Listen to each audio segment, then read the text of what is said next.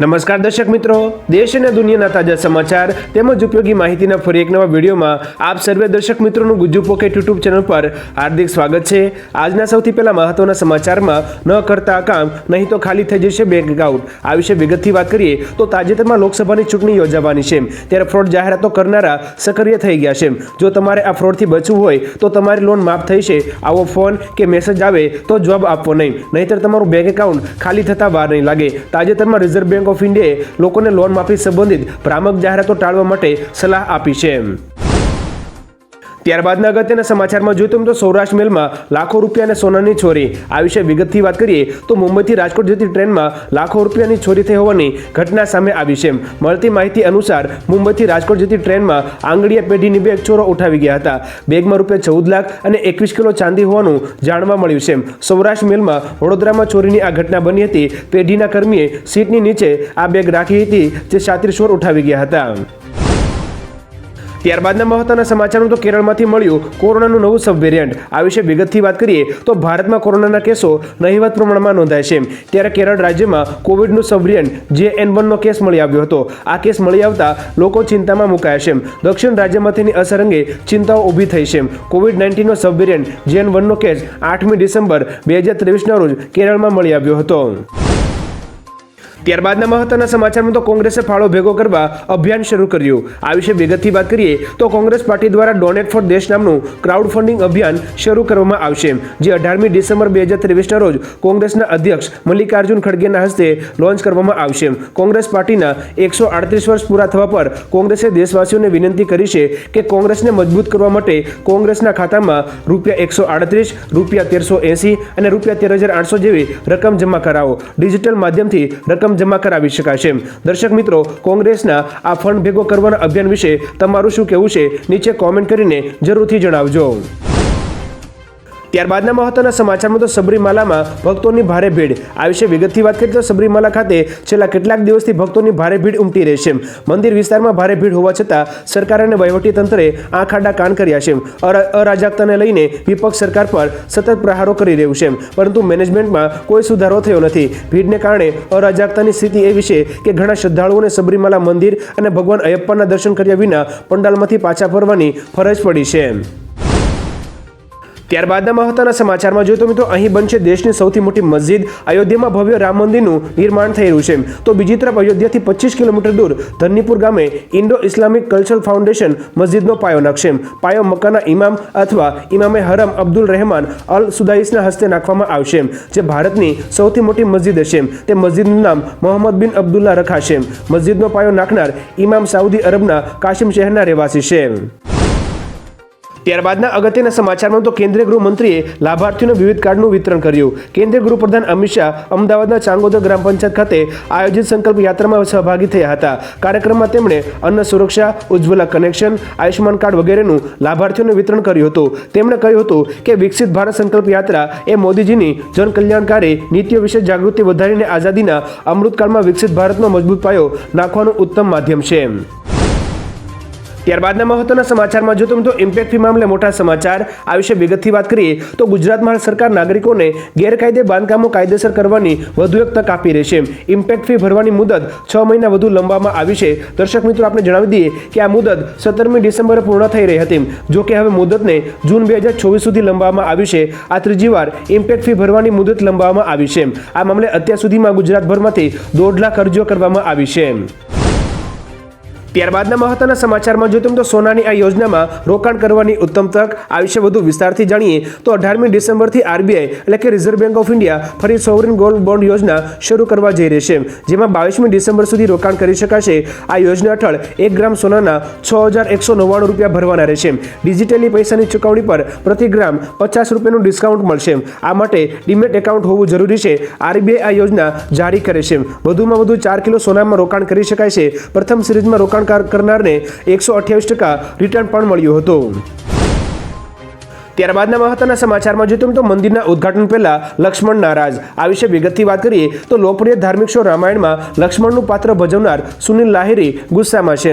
વાસ્તવમાં સુનિલને અયોધ્યા રામ મંદિર પ્રાણ પ્રતિષ્ઠા માટે આમંત્રણ નથી મળ્યું, જ્યારે રામ એટલે કે અરુણ ગોવિલ અને સીતા એટલે કે દીપિકા સિખલિયાને વિશેષ આમંત્રણ મોકલવામાં આવ્યું છે.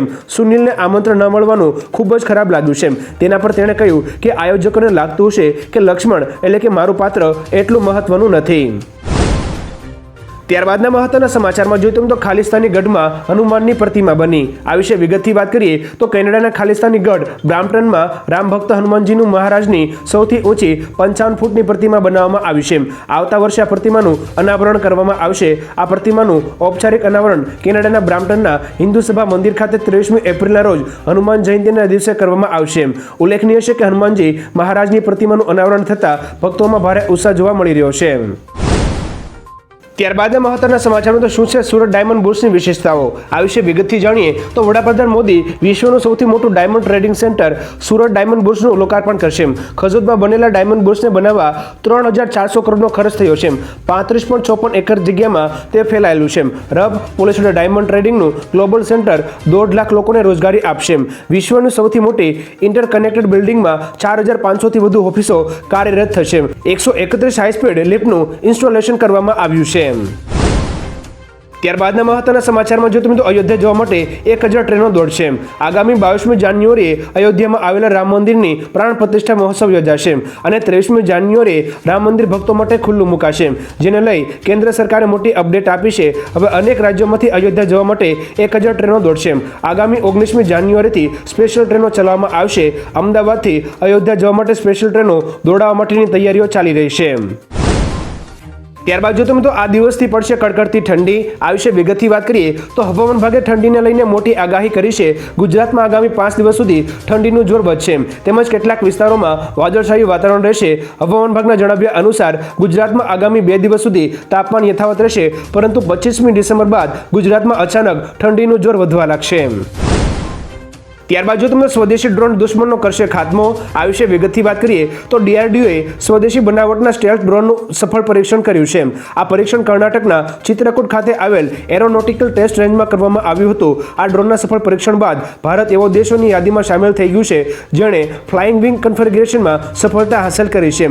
ડ્રોનની ખાસિયત એ છે કે આ ડ્રોન સંપૂર્ણ રીતે ઓટોમેટિક છે, જે મિશન પૂર્ણ થયા બાદ ગુપ્ત રીતે લેન્ડ કરી દેશે.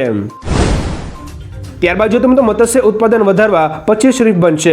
આ વિશે વધુ વિસ્તારથી જાણીએ તો ગુજરાત રાજ્યના મત્સ્ય ઉદ્યોગ મંત્રી રાઘવજીભાઈ પટેલે જણાવ્યું કે ગુજરાતમાં મત્સ્ય ઉદ્યોગનો વિકાસ કરવા માટે કેન્દ્ર સરકારની પ્રધાનમંત્રી મત્સ્ય સંપદા યોજના હેઠળ કૃત્રિમ રીફની સ્થાપના માટે યોજના અમલમાં મુકાઈ છે. ગુજરાત રાજ્યના અલગ અલગ 25 જગ્યાએ રીફની સ્થાપના કરવામાં આવશે. દરિયાઈ જીવસૃષ્ટિનું સંરક્ષણ, કૃત્રિમ રહેઠાણ તેમજ બ્રીડિંગ ગ્રાઉન્ડ પૂરું પાડવા માટે રીફને બનાવવામાં આવશે. રીફ માછલીઓના વિકાસ માટે મદદ કરે છે. ત્યારબાદ જો તમે તો અંબાજીના વધુ વિકાસ માટે પ્લાન તૈયાર. સુપ્રસિદ્ધ યાત્રાધામ અંબાજીની ખ્યાતિ વધે તે માટે 2000 કરોડના ખર્ચે કાયાકલ્પ કરવાનો નિર્ણય લેવામાં આવ્યો છે. બનાસકાંઠા જિલ્લા કલેક્ટરે જણાવ્યું કે અંબાજીના વધુ વિકાસ માટે ડેવલપમેન્ટ પ્લાન તૈયાર કરાયો છે. પૌરાણિક પ્રવાસન થીમ પર અંબાજીનો કાયાકલ્પ કરવામાં આવશે.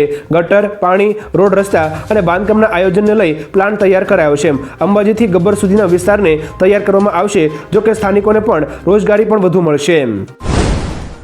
ત્યારબાદ જો તમે તો ભારત 2047 સુધીમાં વિકસિત દેશ નહીં બની શકે. આ વિશે વિગતથી વાત કરીએ તો વડાપ્રધાન મોદીએ વર્ષ 2047 સુધીમાં ભારતને વિકસિત રાષ્ટ્ર બનાવવાનું લક્ષ્ય રાખ્યું છે. આરબીઆઈના પૂર્વ ગવર્નર રઘુરામ રાજને આ અંગે પ્રતિક્રિયા આપી છે. તેમનું કહેવું છે કે વર્તમાન વિકાસ દર સાથે ભારત માટે આ લક્ષ્ય હાંસલ કરવું મુશ્કેલ બનશે. રઘુરામ રાજને કહ્યું કે હાલમાં ભારતની માથાદીઠ આવક $2500 આસપાસ છે. વર્તમાન વિકાસ દર મુજબ ભારત 2047 સુધીમાં માત્ર નિમ્ન મધ્યમથી મધ્યમ આવક જૂથ સુધી પહોંચી શકે છે. ત્યારબાદ જો તમે તો રાહુલ ગાંધી ફરી મુશ્કેલીમાં મુકાયા. આ વિશે વિગતથી વાત કરીએ તો કર્ણાટકમાં કેન્દ્રીય ગૃહમંત્રી અમિત શાહ વિરુદ્ધ વાંધાજનક ટિપ્પણીના કેસમાં કોર્ટના આદેશ બાદ પણ રાહુલ ગાંધી ઉત્તર પ્રદેશની સુલતાનપુર કોર્ટમાં હાજર થયા ન હતા. એમપી એમએલએ કોર્ટના મેજિસ્ટ્રેટ યોગેશ યાદવે રાહુલ ગાંધી વિરુદ્ધ ફરીથી સમન જારી કરવા કહ્યું છે. મિત્રો, આપણે જણાવી દઈએ કે ડિસ્ટ્રિક્ટ કોઓપરેટિવ બેંકના પૂર્વ ચેરમેન વિજય મિશ્રાએ વર્ષ 2018માં રાહુલ ગાંધી વિરુદ્ધ ફરિયાદ નોંધાવી હતી. જોકે આગામી સુનાવણી 6 જાન્યુઆરી 2024ના રોજ થશે.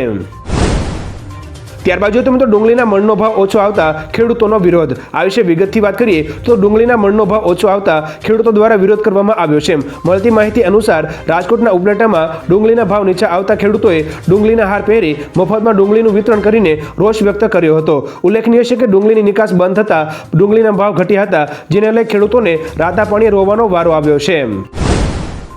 ત્યારબાદ જો તમે તો ભારતમાં એક દિવસના શોકની જાહેરાત. આ વિશે વિગતથી વાત કરીએ તો કુવૈતના અમીર શેખ નવાફના નિધન પર ભારતમાં એક દિવસના શોકની જાહેરાત કરવામાં આવી છે. પ્રાપ્ત માહિતી અનુસાર કુવૈતના અમીર શેખ નવાફ અલ અહેમદ અલ જાબેર અલ સબાના નિધન પર ભારત સરકારે સમગ્ર દેશમાં એક દિવસના શોકની જાહેરાત કરવામાં આવી છે. કેન્દ્રીય ગૃહ મંત્રાલયે તમામ રાજ્યો અને કેન્દ્રશાસિત પ્રદેશોને આવતીકાલે શોક મનાવવા જણાવ્યું છે. આવતીકાલે એટલે કે 17મી ડિસેમ્બરના રોજ ભારતની તમામ સરકારી સંસ્થાઓમાં રાષ્ટ્રધ્વજ અડધી કાઠીએ ઝુકાવવામાં આવશે. ત્યારબાદ જો તમે તો રેલવેના મુસાફરો માટે આવી ગઈ ખુશખબર. મળતી માહિતી અનુસાર આવનારા 4 વર્ષોમાં રેલવેના તમામ મુસાફરોને કન્ફર્મ ટિકિટ મળશે. વડાપ્રધાન મોદીની સરકાર રેલવે માટે એક નવી યોજના બનાવવા જઈ રહી છે, જેમાં સરકાર 1 લાખ કરોડ રૂપિયાનો ખર્ચ કરવાની તૈયારી બતાવી રહી છે. આ દરમિયાન નવી ટ્રેનો લોન્ચ કરવામાં આવશે. કેન્દ્રીય રેલવે મંત્રી અશ્વિની વૈષ્ણવે પણ જણાવ્યું હતું કે ભારતીય રેલવે એક મેગા પ્લાન પર કામ કરી રહી છે, જેનાથી વેટિંગ ટિકિટની સમસ્યા દૂર થઈ શકશે. ત્યારબાદ જો તમે તો નકલી સરકારી કચેરી બનાવવામાં અસલી અધિકારીઓનો હાથ. આ વિશે વધુ વિગતથી વાત કરીએ તો દાહોદમાં નકલી સરકારી કચેરી કૌભાંડમાં વધુ 5 લોકોની ધરપકડ કરવામાં આવી છે. દાહોદમાં 6 નકલી સરકારી કચેરી ઊભી કરી રૂપિયા 18.59 કરોડના કૌભાંડમાં હવે પ્રાયોજના વહીવટદાર કચેરીના 3 અને મદદનીશ કમિશનર આદિજાતિ વિકાસ કચેરીના 2 મળીને કુલ 5 કર્મીઓની ધરપકડ કરવામાં આવી હતી. આ 5 કર્મીઓ નકલી કચેરી વિશે જાણતા હોવા છતાં તેમણે પોતાના ટેબલ પરથી કામો સરળતાથી પાસ કરીને આર્થિક લાભ મેળવ્યાની ભૂમિકા હોવાથી તેમની ધરપકડ કરી છે. આ 5ને કોર્ટમાં રજૂ કરી પોલીસે 3 દિવસના રિમાન્ડ મેળવ્યા છે. ત્યારબાદના મહત્વના સમાચારમાં જો તમે તો ગુજરાતમાં ટ્રાફિકના નિયમો ભંગ કરતા પહેલા ચેતી જજો. આ વિશે વિગતથી વાત કરીએ તો ગુજરાતમાં ટ્રાફિકના નિયમો ભંગ કરતા અને કાયદો તોડતા લોકો પર પોલીસ હવે વધુ સક્રિય બની છે. જે અંતર્ગત અગાઉ શરૂ કરવામાં આવેલા વિશ્વાસ પ્રોજેક્ટના ફેઝ 2 અંતર્ગત વધુ સીસીટીવી કેમેરા લગાવવામાં આવશે, જેમાં ખાસ કરીને સુરત અને વડોદરા સહિતના 54 શહેરોમાં સીસીટીવી કેમેરા લગાવવામાં આવશે. આ સાથે આંતરરાજ્ય એન્ટ્રી એક્ઝિટના વધુ 80 પોઈન્ટનો સમાવેશ કરવામાં આવશે. તો ગુજરાતમાં પ્રોજેક્ટ હેઠળ કુલ 10,500થી વધુ સીસીટીવી કેમેરા લગાવાશે. આ સાથે ટ્રાફિકથી ધમધમતા 2000થી વધુ જંકશનોનો પણ સમાવેશ થશે. સીસીટીવીના દ્રશ્યોનું મોનિટરિંગ જિલ્લાના કમાન્ડ એન્ડ કંટ્રોલ કેન્દ્રમાં થાય છે, જેને નેત્રમ કહેવામાં આવે છે. ત્યારબાદ જો તમને સરકારે અઠવાડિયામાં જ પ્રતિબંધ હટાવ્યો. આ વિશે વિગતથી વાત કરીએ તો કેન્દ્ર શેરડીના રસમાંથી ઇથેનોલ બનાવવા પર મૂકેલો પ્રતિબંધ હટાવી લીધો છે. 7મી ડિસેમ્બરે ઇથેનોલના ઉત્પાદન માટે શેરડીનો રસ, ખાંડની સાસુણીના ઉપયોગ પર પ્રતિબંધ મૂક્યો હતો. હવે ખાંડના સ્ટોકમાં વધારો થઈ શકે છે, કારણ કે ઇથેનોલ બાબતનો સારો નિર્ણય ખાંડના સ્ટોકમાં વધારો કરે છે, જ્યારે પ્રતિબંધનો નિર્ણય સ્ટોકમાં ઘટાડા તરફ લઈ જાય છે. ચીનમાં ખાંડનું ઉત્પાદન ઓછું રહેવાની શક્યતાને કારણે સરકારે આ પ્રતિબંધ મૂક્યો હતો.